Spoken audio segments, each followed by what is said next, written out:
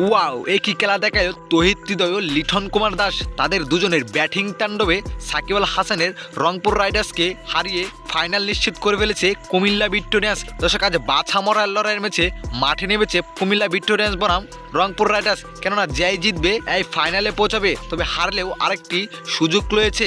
এমন সমীকরণে এদিন টসে জিতে প্রথমে বোলিংয়ের সিদ্ধান্ত নিয়েছিল লিটন কুমার দাস, অর্থাৎ টসে হেরে ব্যাটিংয়ে নেমে পাওয়ার প্লে মেঝে তিনটি উইকেট হারিয়ে বসেন সাকিব আল হাসানের রংপুর রাইডার্স। তবে এখান থেকে অবিশ্বাস্য ব্যাটিং তাণ্ডব চালিয়েছিলেন জেমস নিশামার। 97 রানের উপর ভর করে 185 রান সংগ্রহ করেছিল রংপুর রাইডার্স। এ রানের জবাবে ব্যাটিংয়ে নেমে প্রথম ওভারেই সুনীল নারায়ণকে হারিয়ে বসেন কুমিল্লা ভিক্টোরিয়ান্স। তবে এখান থেকে যেন অবিশ্বাস্য পার্টনারশিপ করে বসেন তৌহিদ হৃদয় ও লিটন কুমার দাস, যেখানে 15তম ওভারে তাদের পার্টনারশিপ ভেঙে যায়, যেখানে বিশাল চক্কা মারতে গিয়ে সীমানার কাছে সাকিব আল হাসানের হাতে ক্যাচ দিয়ে ফিরে যান তৌহিদ হৃদয়।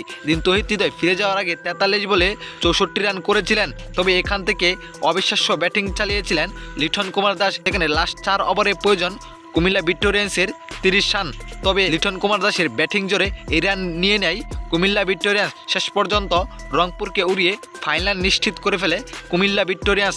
তো দর্শক, কুমিল্লা ভিক্টোরিয়ান্সের ফাইনাল নিশ্চিত করাই আপনাদের কাছে কেমন লেগেছে অবশ্যই জানাবেন আপনার মতামত আমাদের এই ভিডিওর কমেন্ট বক্সে। ধন্যবাদ।